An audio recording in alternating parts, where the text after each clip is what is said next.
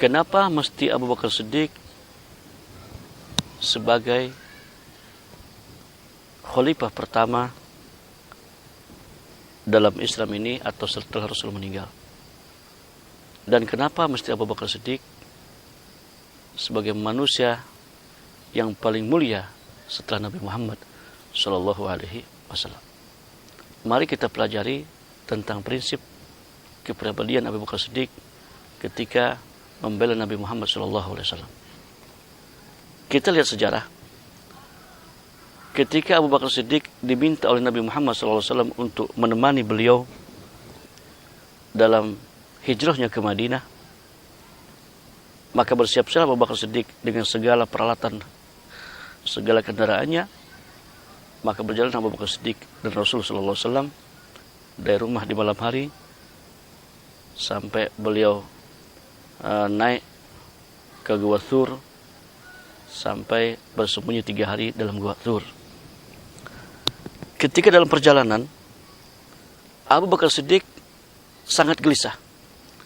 Kadang-kadang beliau berjalan posisinya di belakang Nabi, kadang-kadang di depan Nabi, kadang-kadang sebelah kanan, kadang-kadang sebelah kiri. Kenapa demikian? Karena Abu Bakar Siddiq khawatir ada musuh yang menyerang Nabi.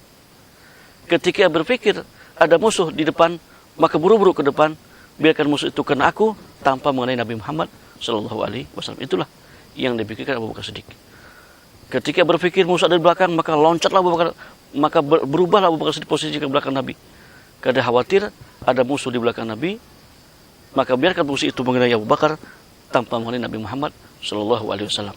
Itulah yang terpikir oleh Abu Bakar Siddiq. Kemudian Abu Bakar dan Nabi Muhammad SAW naik ke Gua Thur dan bersembunyi di dalam Gua Thur selama 3 hari. Orang-orang kafir Quraisy, Abu Jahal dan kawan-kawannya itu mencari siang malam jejak Nabi Muhammad SAW, sampai dalam satu cerita bahwasanya mereka orang-orang Quraisy, pemimpin-pemimpin Quraisy itu sampailah di mulut Gua Thur.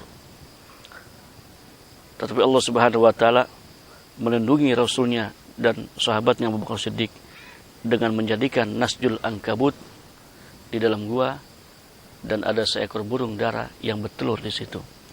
Ketika mereka melihat ada laba-laba yang membuat rumah dalam gua dan ada burung yang bertelur, maka mereka berpikir tidak mungkin ada orang. Karena kalau tidak ada orang, tidak mungkin ada seekor burung.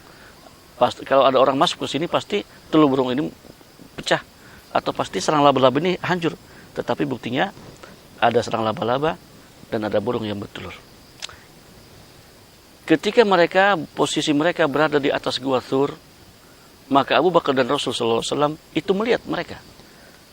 Abu Bakar mengatakan, "Ya Rasulullah, kalau saja mereka melihat ke bawah, niscaya mereka melihat kita ya Rasulullah, dan mereka akan membunuh kita ya Rasulullah." Gelisah Abu Bakar. Ketika gelisah semacam itu, maka Rasul mengatakan kepada Abu Bakar Siddiq, "Ya Abu Bakar, ma dhannuka bitsnain wallahu thalithuhuma." Ya Abu Bakar, apa yang kau sangka tentang dua orang, Allah lah yang ketiga. Ya Abu Bakar, la tahzan, innallaha ma'ana.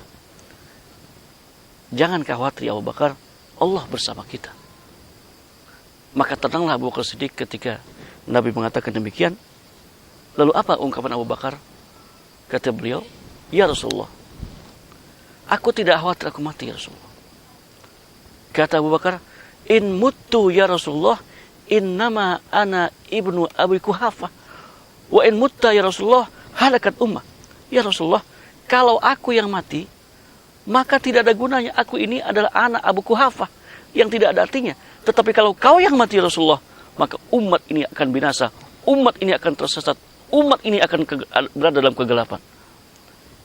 Jadi ternyata Rasul membela Nabi begitu hebat.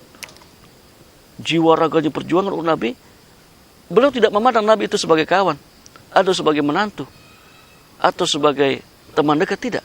Tapi yang beliau pandang adalah posisi Nabi adalah ujung tombak keselamatan umat berada di tangannya. Yang Abu Bakar dipikirkan adalah umat manusia ini. Kalau Nabi meninggal maka akan binasalah umat ini. Maka itulah yang menjadi pemikiran Abu Bakar Siddiq. Oleh sebab itu wajar kalau orang semacam Abu Bakar Siddiq diberi keistimewaan Allah Subhanahu wa taala karena pandangannya yang sangat hebat, pandangannya yang sangat luas memikirkan tentang umat ini. Karena dalam satu istilah orang-orang salaf disebutkan al-madad ala qadril masyhad.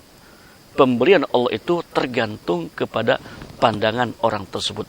Apabila orang itu punya pandangan yang luas tentang kepentingan umat, punya pandangan yang luas tentang kesejahteraan umat, maka Allah pun akan memberikan kedudukan tinggi kepadanya sebagaimana Allah berikan kedudukan tinggi kepada Abu Bakar Siddiq. Mudah-mudahan kita termasuk orang-orang yang punya pandangan luas, dan mudah-mudahan langkah Abu Bakar Siddiq ini menjadi contoh teladan buat kita semua sehingga kita bisa meniru apa yang beliau lakukan, apa yang beliau sampaikan. Amin ya rabbal alamin. Wassalamualaikum warahmatullahi wabarakatuh.